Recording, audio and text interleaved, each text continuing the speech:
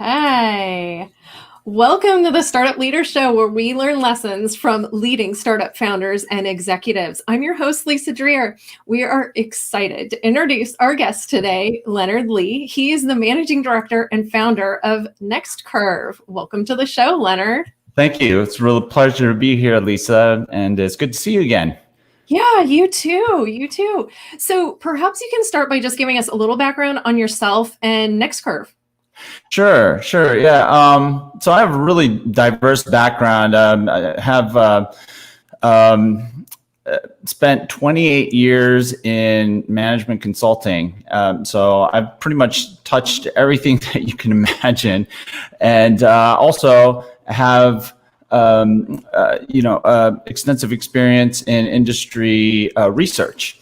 And so formerly, I was a managing partner with Gartner, and prior to that, a partner at IBM, principal at PwC, and had leadership positions in some of the large consulting firms in my past. And so with Next Curve, what this was is really I came to a stage in my career and my life where I really wanted to do something that was truly something that I wanted to do, right? Something that would be able to, that I could channel my experience, my knowledge that I had accumulated over 28 years into something that I thought would be, number one, fulfilling for me, and then also valuable for the companies and the clients that I work with. And so with Next Curve, what we're about is working with leading tech companies about where to place their bets next, what that's going to look like in terms of an opportunity for them, and then really clarifying things, right? And what we really like to do is what we call flattening the hype cycle or the hype curve. And that's what Next Curve is about. And we do work with some of the leading tech companies and helping them figure out, okay, how do we figure out where these pools of value are out there in the near term against this backdrop of typically inflated expectations. Yeah, absolutely. So what are some of the trends that you're looking at right now, and how are you kind of determining what trends are hype and what trends are kind of really for real? Right. Well, here's the thing with every trend, there's an accompanying hype. So there's the trend, there's the reality on the ground with what is evolving, and then there's also the typical marketing hype that shapes this sort of perception of what that technology can do at any given point in time. And I'm sorry, that's my son. He's trying to get into my office. Hey, the joy of working remotely, right? Exactly.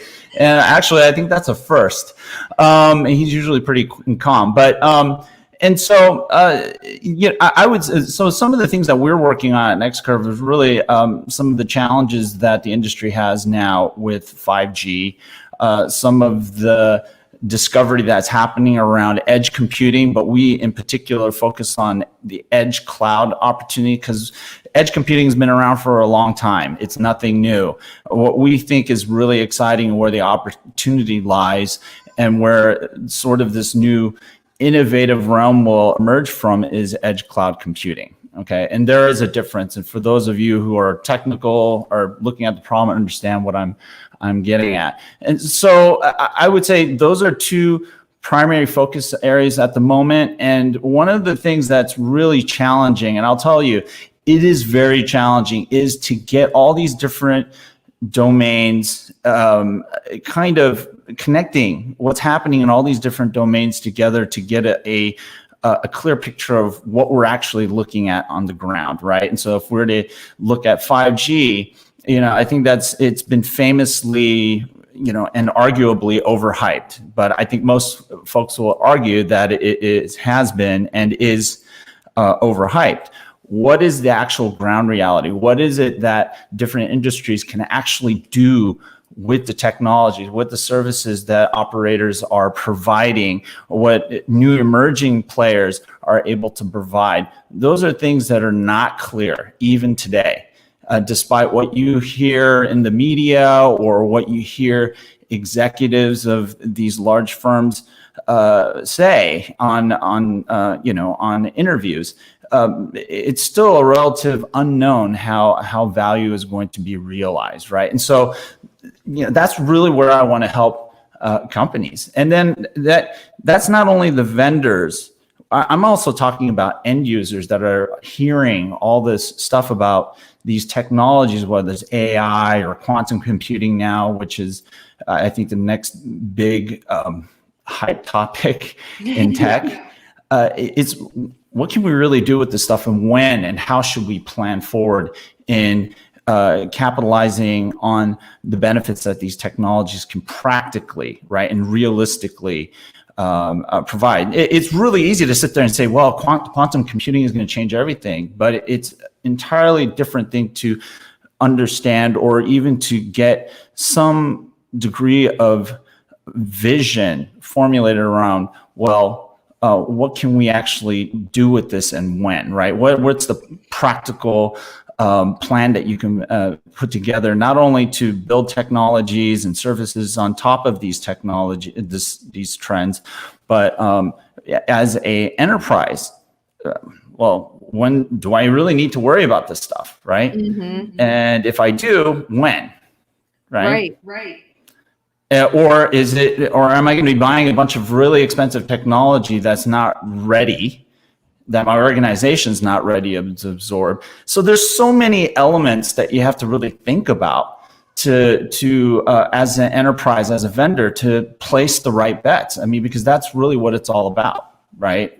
When you look at technology and driving value through the application of technologies. And So as an executive leader, how do you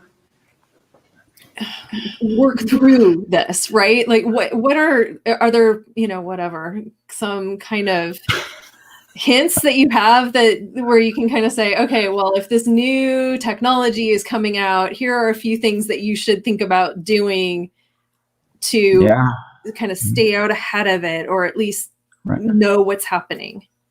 Well, oftentimes it takes some thought leadership, and I distinguish thought leadership from, let's say, futurist views, right? Oftentimes, futurist views are not as informed technically as the former, and so that's what we really try to do at NextCurve, is help people understand through thought leadership pieces that address not only the benefits, the archetypical benefits or the proposed benefits of a technology, but we also look at what are its limitations, what's the life cycle of development and evolution of the technologies, let's say for 5G through the whole 3GPP organization, their processes in supporting the establishment of global standards for mobile telecommunications.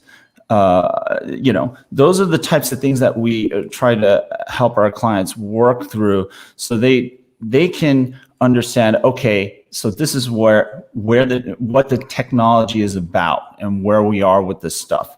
And what that lends is a high degree of clarity for them as they listen, right, to all the marketing pitches or the proposals that are put in front of them, as they watch media and see how the broader discourses treating these technologies. They're much more informed, right? And they can say, well, that's not true, or that's a little exaggerated.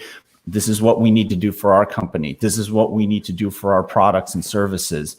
This is where we need to prioritize, right? I mean, business is about prioritization and trying to make the best bets that you can. I mean, it's never perfect, but you have to be grounded in, you have to know where the ground truth is as much as possible.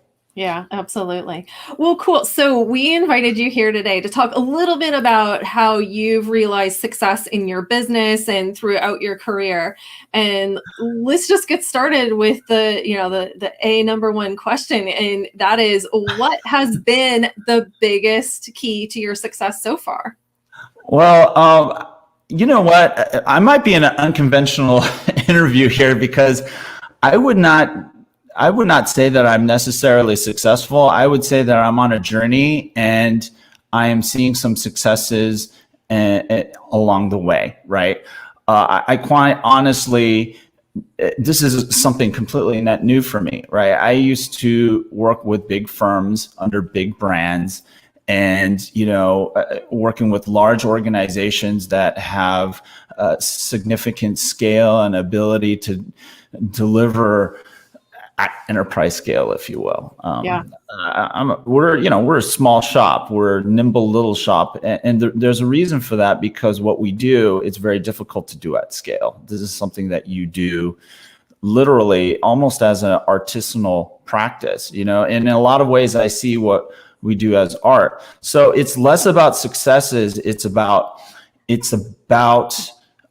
impressions and accomplishments, helping clients come to these realizations that then lend to some form of benefit, and hopefully that's making better decisions and understanding things that are happening around this technology echo chamber, if it comes to the vendors.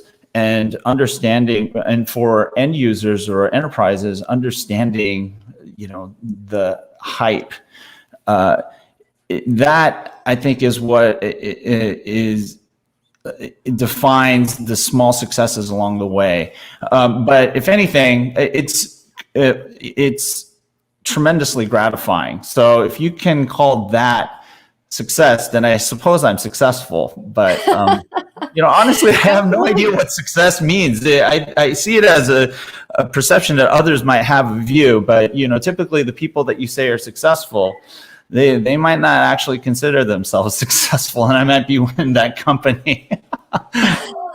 Well, no, and I mean, what I'm hearing from you is that perhaps the biggest successes that you have for Next Curve is the successes that your clients realize as a result of understanding what's happening in their industry or what's happening with technology, better than they would have without your support, right? And they're making smarter decisions.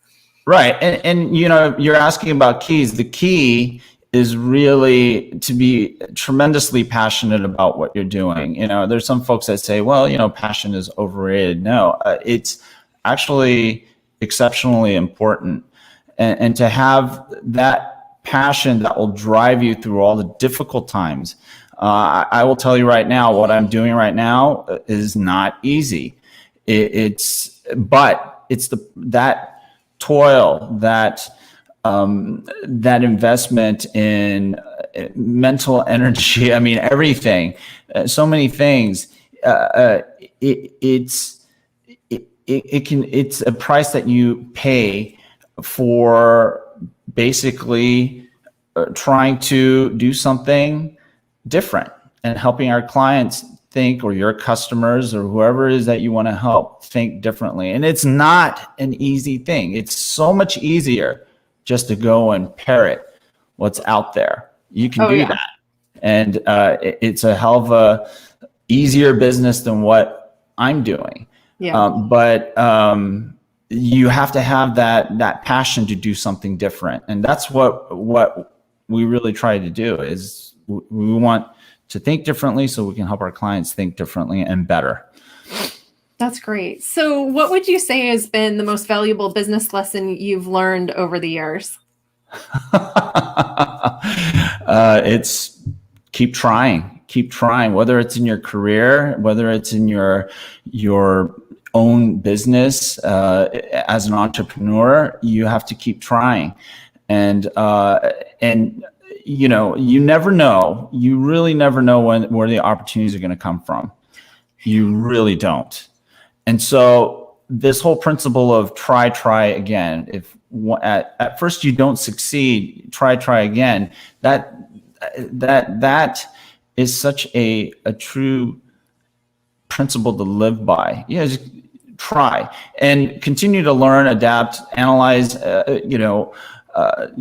The outcomes of your actions and decisions, and evolve yourself. Because I'll tell you right now, the path that I ended up going down looks nothing like what I expected.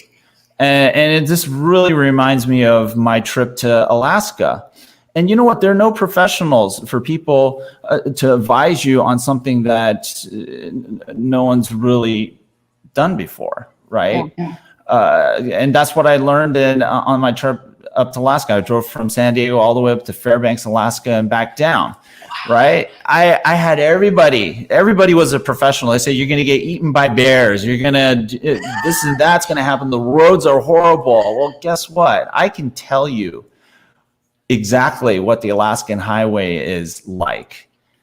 And there's very few people who have driven every inch of that road like I have, and so having gone down this journey, I'm the person who is the expert at what I do, and there may be some others, and I think that's really what I think is fun, right? Because all this boils down to fun. If this is not fun, it's really not worth it, and you're not going to have a passion for it. But I do have a tremendous amount of fun doing what I'm doing, and that's really what drives me.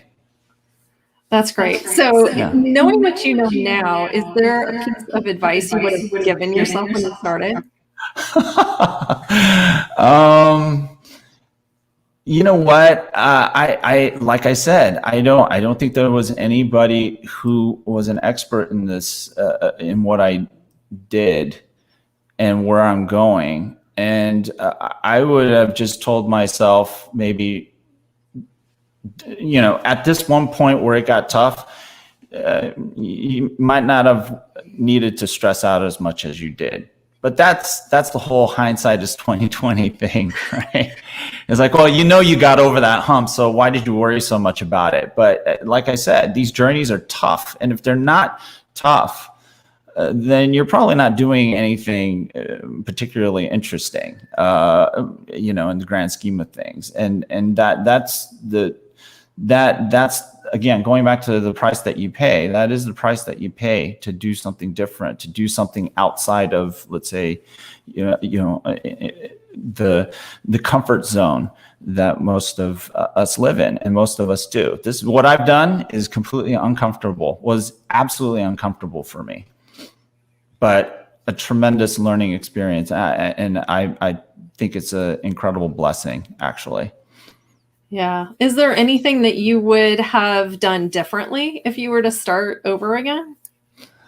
Yeah, I probably would have invested more. I would have, in the beginning. But then, then again, I don't know how that would have turned out, Yeah. It's really hard to do that whole, in hindsight thing, because you really don't know how things would have turned out. You could have said, but the one thing that I can say that I did right was I continued to tried and get myself out there, do the things that were uncomfortable. And so there's not much that I can judge myself against, other than what actually occurred. The journey is a journey. It's like discovering what the Alaskan highway really is like. Looking back, you can't change the Alaskan highway. It is what it is. We have to do an interview just about that, because that sounds amazing. Oh yeah.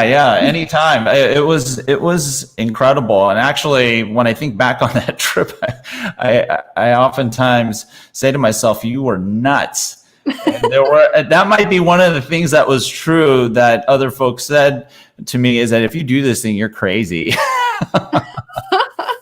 because this isn't like what's that Ian what no Ewan McGregor as little he does these little motorcycle trips around the world, or did. It's not like that, because he had a huge camera crew everywhere, sure. Right? Mm-hmm. Yeah, I'm in my SUV. There's no support.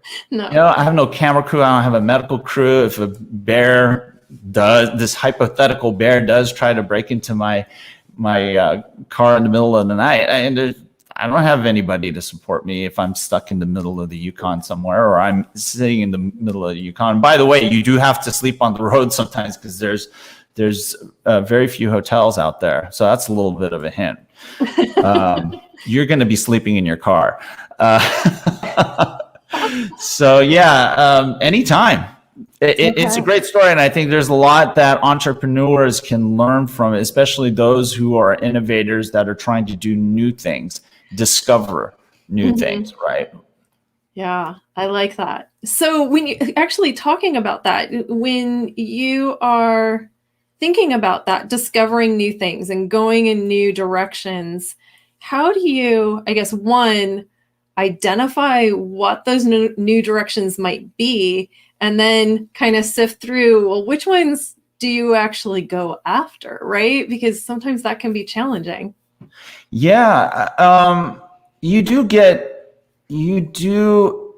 there is some foundational perspective and knowledge that you have to build up to get to a point where you can start to see forward with some degree of, clarity, and it's always a constant learning process, by the way. I mean, it's like, here's the thing, there's an infinite number of ways that you can be wrong, and probably just a few few ways that you're right. And so most of us only have opinions. It's all about having this lens that you can develop, this multidisciplinary lens that allows you to see, well, where are these technologies driving us toward, and how are applications that can be built on the state of these technologies today and going into the future present opportunities for enterprises, society, governments to improve things, right?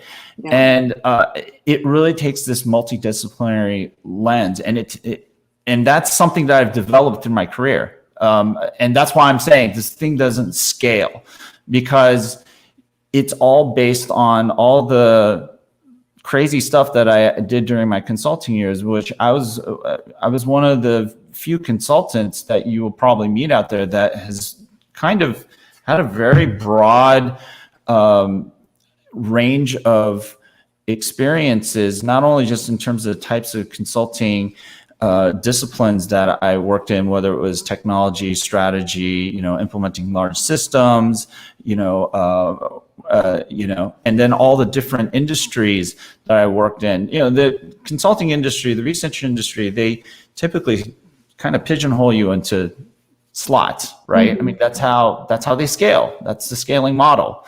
But my background is about diversity, and that enables me, as well as the folks that I work with, to create this blueprint of understanding and visualizing, and then it's almost like a map, right, of how all these things kind of work together, and then that helps form that lens that we apply to the market and the technologies, and where the pools of benefit and value are starting to form, right? Because that's really what companies are interested, whether you're a vendor or you're an enterprise trying to improve your business or transform your business, digitally or otherwise. So yeah, absolutely. Okay, so I want to end with one more question. Okay. Really excited to hear your answer on that. And that is, if you were to make one prediction about the future of technology, what would it be? One? Yeah. Okay, the very easy one is that it is always going to change. So it's constantly changing. And it's evolving faster and faster. And I think we need to keep that in mind. I think these ideas of digital transformation oftentimes are thought of as just this, somehow you flip the switch and all of a sudden you're a digital enterprise or digital this or that. Yeah. That's not the case. It's, this is all on evolution. And so even this notion of digital, quote unquote, digital is just a notion of phase. But what's actually happening is an evolution. And so you can never see it as just, let's say, this big bang transition that you're making, whether it's your business, society, or what have you. It's an evolution. And there's a tremendous amount of complexity where I think it's going to become so overwhelming that there's going to be an increase, that we have to contend with an increasing pool of negative value that's created through hype. Okay. Because I mean, if we look at the fake news issue and what social has been, enabled in a lot of ways is the dissemination of information that's not exactly accurate. And I think marketing has kind of, especially in a tech universe, has kind of fallen victim to that. And so we might be, what I can predict is that you're going to see these larger swings in the hype cycle.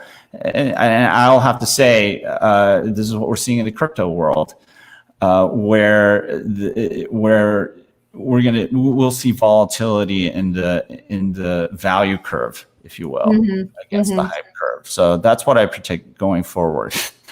Okay. Yeah. Well, as that comes to pass, we'll have you on again, and then we'll talk more deeply about that specifically. Yeah, we would glad to. Great. Well, thank you so much for making time to be here today, Leonard. It's been so valuable to hear your insights and perspectives. We really appreciate it. You're welcome. And I hope that this was informative and interesting for your audience. And Lisa, again, thanks for having me on. I really appreciate you and everything that you do at Guideforce. So thank you, Leonard. We'll talk to you again soon. Yes, definitely.